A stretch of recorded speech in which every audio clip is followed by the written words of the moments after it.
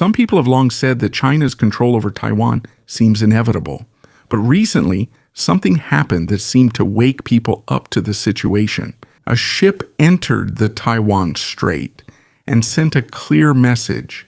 It didn't come from Taiwan. It came from another country in the Indo-Pacific that has had tense relations with China for a long time. Japan entered, and it wasn't a quiet entry. On April 17, news came out that a Japanese warship made a move that China did not expect. After almost 40 days of China's military drills around the Taiwan Strait, a response finally came. Japan sent the JS Ikazuchi, one of their most capable destroyers, directly into the strait itself. It didn't just pass by quickly. It stayed there for about 14 hours, and afterwards it quietly left. No obstacles, no direct confrontation. And most importantly, China did nothing to stop it. Not because they didn't have the capability, but because in this kind of situation, every move comes with a corresponding risk. Actions like these are not just about military strength, but about the message being sent. And Japan's message is clear. It's no longer like before when they just stayed quietly on the sidelines. Before we look at the broader impact of this, there's one thing we need to understand, the ship itself. But before we start, don't forget to like this video. It means a lot to us content creators. Thank you very much, and now let's get started. JS Ikazuchi is not just an ordinary warship. It was commissioned in March 2001. It can reach speeds of about 30 knots or around 35 miles per hour, but speed is not the most important thing here. Its true strength lies in its weapons. It has a 76mm naval gun and two phalanx CIWS that can fire up to 4,500 rounds per minute. It's designed to stop incoming threats in just a few seconds. Aside from this, it carries 8 anti-ship missiles, torpedo systems, and a vertical launch system for surface-to-air missiles. This means it can attack both at sea and in the air. And most importantly, it can defend itself in actual combat. So this isn't just a simple ship that can be easily blocked. And that's why its presence in the Taiwan Strait isn't just a routine transit. It's a signal, a reminder that in this region, it's not just one country that has the capability to show strength. If there is any attempt to block it, the JSI Ikazuchi is ready for almost any kind of threat. But this doesn't mean that China will just make a move right away. In this kind of situation, every decision comes with a corresponding risk. In situations like this, countries often prefer not to react rather than escalate. This is also not the first time that Japan has sent this kind of message. In September 2024, for the first time in a long while, Japan sent a warship through the Taiwan Strait, the JS Sazanami. This was followed in 2025 when 2 more ships of the Japanese Maritime Self-Defense Force took the same route. And now in the latest development, another destroyer has entered under the new leadership of Sanai Takaichi. This means this is not an isolated action. It seems to be part of a clearer direction for Japan. They are more willing to show their presence in the region. On the other hand, China has long been strengthening its navy. According to estimates, it is now one of the largest in the world in terms of the number of ships. It has the capability to deploy large fleets and has enough resources to show its strength in the Indo-Pacific. The goal of this kind of buildup is to become the dominant force in the region, the kind where just their presence is enough to deter other countries. But what happened here is that there are still other countries willing to operate in areas sensitive to China. And this is where the more complicated part comes in. The Taiwan Strait is not just a simple passageway. It's a place with great political and strategic importance. That's why every ship passing through here carries a message. This time, China chose to react at the diplomatic level. They released a statement, condemned the action, and emphasized their position in the region. It's not a dramatic response, but it's not a sign of weakness either. In this kind of geopolitical game, sometimes the strongest move is choosing not to act immediately. And as these kinds of incidents continue, it becomes clearer that the Indo-Pacific is a place where no single country dictates the moves. It's a chessboard where every move has meaning. even if no one fires a shot. According to a report by Arab News, China's spokesperson Guo Jiakun released a statement about what happened. He called the entry of the Japanese warship into the Taiwan Strait a display of force. And according to him, it was one mistake piled on another, and he said a threat to China's sovereignty. This kind of statement is nothing new. In every incident like this, both sides have their own version of the story. For China, these kinds of actions are considered provocations. For other countries, this is a demonstration of freedom of navigation, the right to pass through international waters.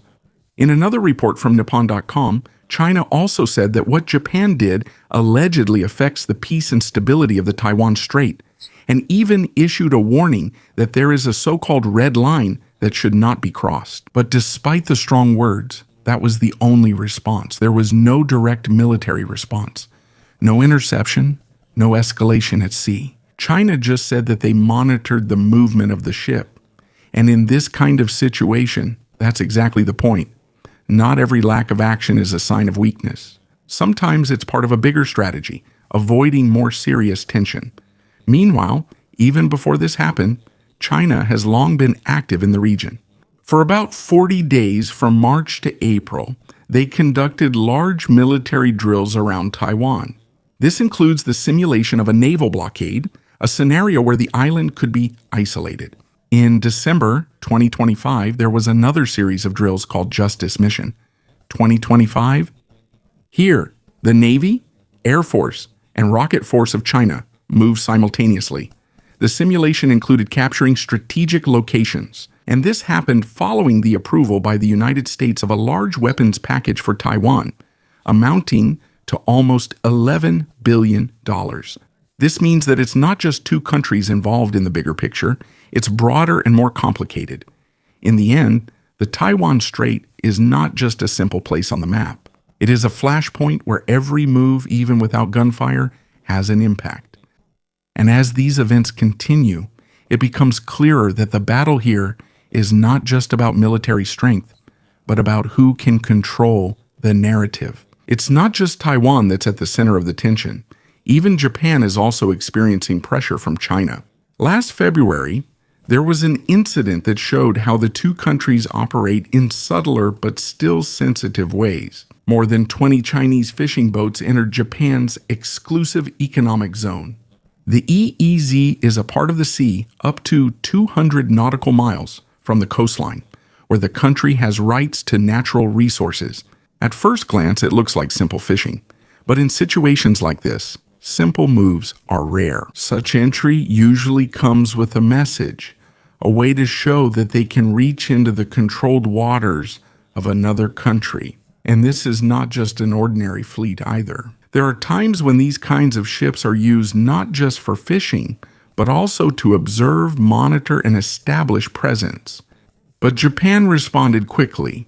They sent patrol vessels and military helicopters, and using water cannons and the presence of armed units, they forced the ships to retreat, a clear signal that there are limits to what can be done in their EEZ. Here you can see the contrast. In one situation, there is an immediate response. In the other, the actions are more controlled and cautious. When it comes to the EEZ, enforcement is more direct. But in the Taiwan Strait, the dynamics are more complicated because international law, geopolitics, and the possibility of escalation are involved. So even if China's response to the passage of the Japanese warship seems quiet, it doesn't mean there weren't any calculations behind it. Despite everything, it's clear that Japan sent two messages. First, it will not allow anyone to control the movement of its ships in international waterways. If it wants to pass through somewhere, it will go through. And second, more importantly, this is no longer the old Japan that was always just in defensive mode. Gradually, it is becoming more active in showing its presence in the Indo-Pacific. And for China, that is the bigger change. It wasn't just a ship that entered the Taiwan Strait, but a signal that the balance of activity in the area is changing. For many years, Japan's position was clear. Only defense, no aggressive moves outside its own territory. It has a military, but it's focused on self-defense. It doesn't casually send warships into sensitive areas, especially into tense waters. But that gradually changed. In the past 2 decades, there's been a clear shift in Japan's direction, and it started to become more visible in 2015. Under Shinzo Abe, new laws were passed. The goal was to expand the interpretation of Japan's constitution, particularly Article 9. This article, which was created after World War II, states that Japan will renounce war and the use of force as a means of resolving conflict. But with the new interpretation, the concept of proactive pacifism was introduced. This means that simply not engaging in war is not enough. If there is a threat to security, it is also necessary to be ready to take action. And over time, this change has become clearer. According to the East Asia Forum, Japan's previously quiet move away from pure pacifism is no longer that quiet now. One of the concrete steps is the creation of official security assistance in 2023. Through this program, Japan can now provide defense equipment to countries it considers allies or those with shared interests. In the first year, almost $12.5 million was allocated. The following year, this increased to $31.2 million, and in 2025 it reached $44.3 million. This is not a large amount compared to other military powers. But what's important is that the trend is going up, the investment is increasing, and most of the aid goes to countries along critical sea lanes. These are routes important for Japan's trade and security, and this is where the situation becomes more interesting, because these same routes are also important for China. So from Beijing's perspective, these kinds of actions are not just simple cooperation. This is a shift in the balance of power in the region. And for Japan, this is a clear signal that it's no longer enough to just stay quietly on the sidelines. Japan announced that its OSA budget will reach approximately $116 million in the year 2026. This is more than double what they spent in 2025. This isn't a sudden jump, but the direction is clear. The investment is gradually increasing. Japan's role in the region is gradually expanding. It starts with smaller steps, providing military assistance to countries with the same interest, and showing presence in sensitive areas like the Taiwan Strait. But when you put all these together, a bigger picture emerges. This is no longer the Japan that always stayed on the sidelines. It's now ready to take action. And for China, this isn't just about military strength. The problem is more complicated, because Japan is not just a country, it's a chain of islands that has a huge impact on the region's geography. From the main island to the smaller islands, its position extends into the East China Sea and the Philippine Sea. And if necessary, it also has access to routes leading to the South China Sea. In a hypothetical scenario, if a conflict were to occur in Taiwan, the ideal situation for China would be to act without interference from other countries. But in reality, this is difficult to achieve. To reach the wider Pacific, ships and submarines need to pass through choke points, and this is where Japan comes in. There is a concept known as the first island chain. This is a line of islands that stretches from Japan down to Taiwan. This includes places like Okinawa and the Senkaku Islands. Even though some of these islands are small, their locations are important. For example, they are close to the Miyako Strait, which is a major passage out to the Pacific. Ships need to pass through here to reach the open sea, and that's not all. They're also part of the Ryukyu Islands chain, including Miyako and Yaeyama. When combined, they form a sort of natural barrier, not a literal wall, but a series of strategic positions that can monitor movement at sea. And that's why Japan is important in the bigger picture. It's not just a country that shows strength. It's a location that can shift the dynamics of the entire region. You can immediately see why Japan is important in the equation. If there's a conflict in Taiwan, it's not just about Taiwan. The entire surrounding area is involved. For China, it's important to prevent other countries from entering, especially the United States. But that's not easy if Japan has a presence in critical passages. One of the most important is the Miyako Strait. It's one of the main routes out to the Pacific. If Japan can monitor this, Chinese ships will have a hard time getting out or moving freely. On the other hand, China also has options. Try to control these passages. According to the South China Morning Post, China could use this strategy to pressure Japan's island chain. But this isn't a simple solution. If China focuses on a blockade, it will divide its attention and resources. And while they're busy in one area, there might be other parts that go unguarded. Aside from that, Japan won't simply allow this kind of move around its own territory. If that happens, it's likely that Japan will also show its own strength through ships and possibly even air power from the islands. And there's another important factor, Okinawa. It's not just an ordinary island. It's one of the most important locations for cooperation between Japan and the United States. There are large military bases here and thousands of personnel from different branches of the U.S. military. This means that any direct action in this area will have a wider impact. Other countries could get involved, and that's where the situation becomes more dangerous. On the other hand, Japan has also been preparing for a long time. Even though it wasn't aggressive in the past, it is gradually strengthening its capabilities. It has a modern destroyer fleet, including ships like the JS Ikazuchi. But beyond that, it also has helicopter carriers like the JS Izumo and JS Kaga. These have been upgraded so they can carry F-35B aircraft, jets that can take off even on short runways.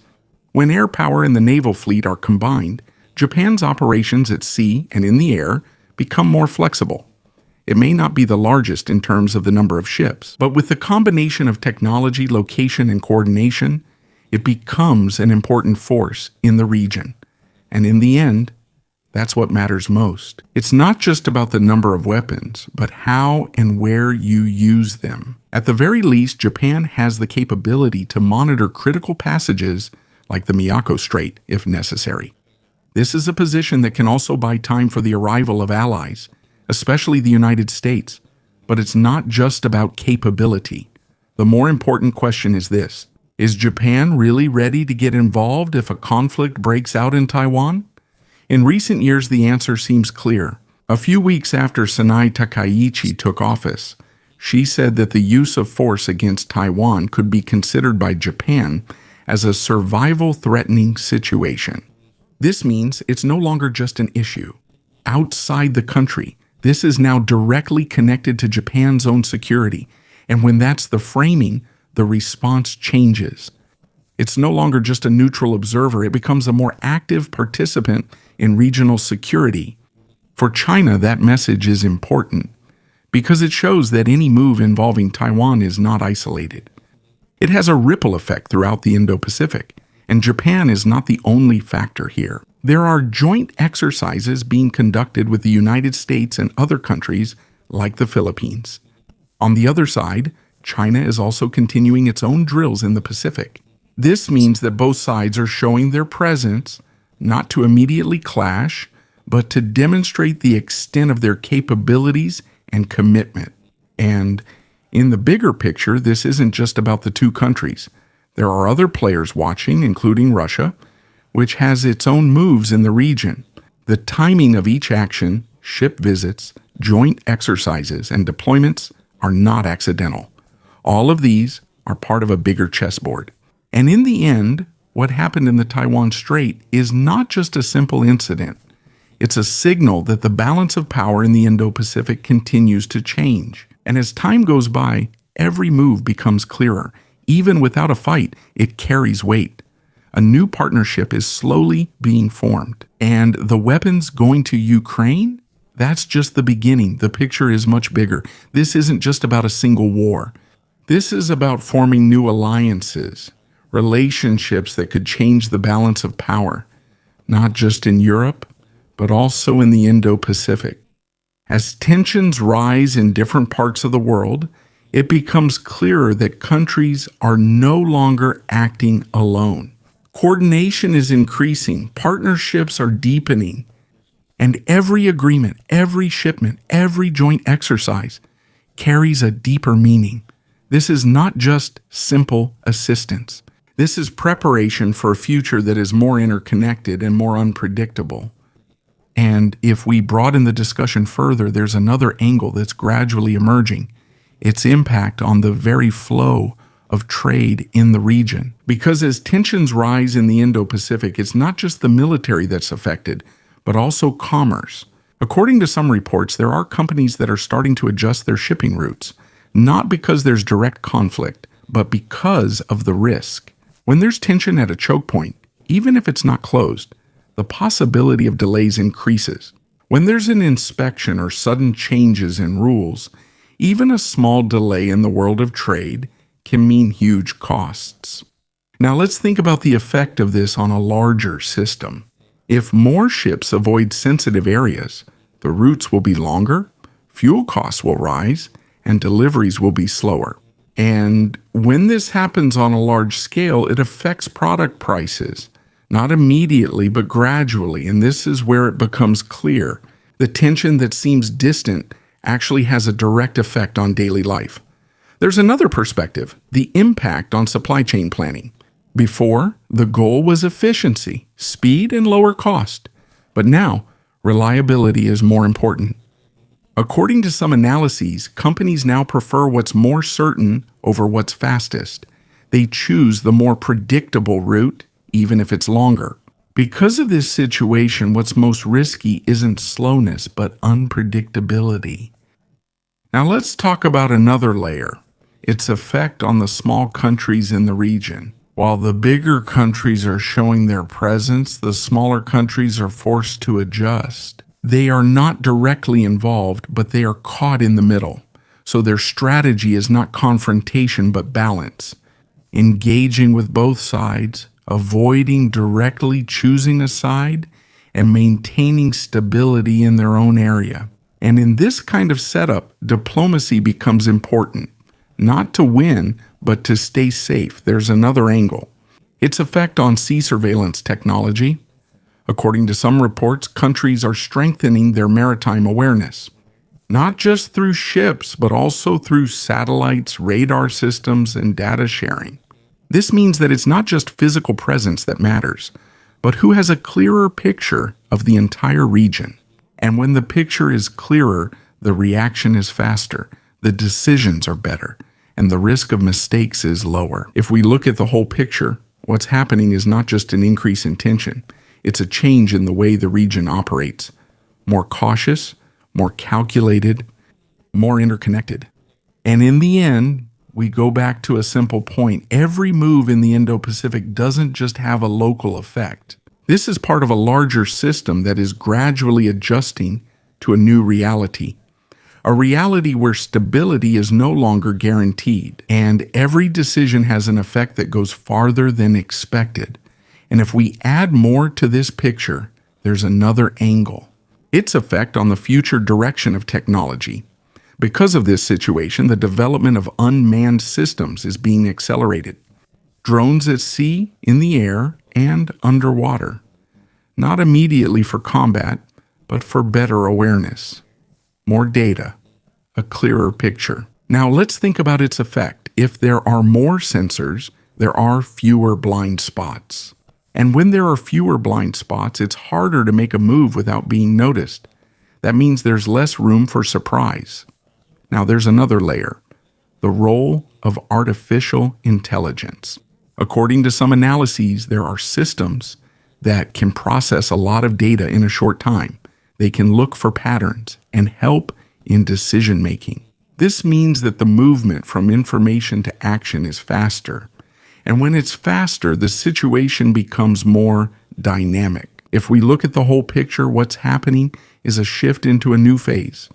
A phase where the battle is not just physical, but also depends on data. And in the end, the real advantage lies in the ability to understand before taking action.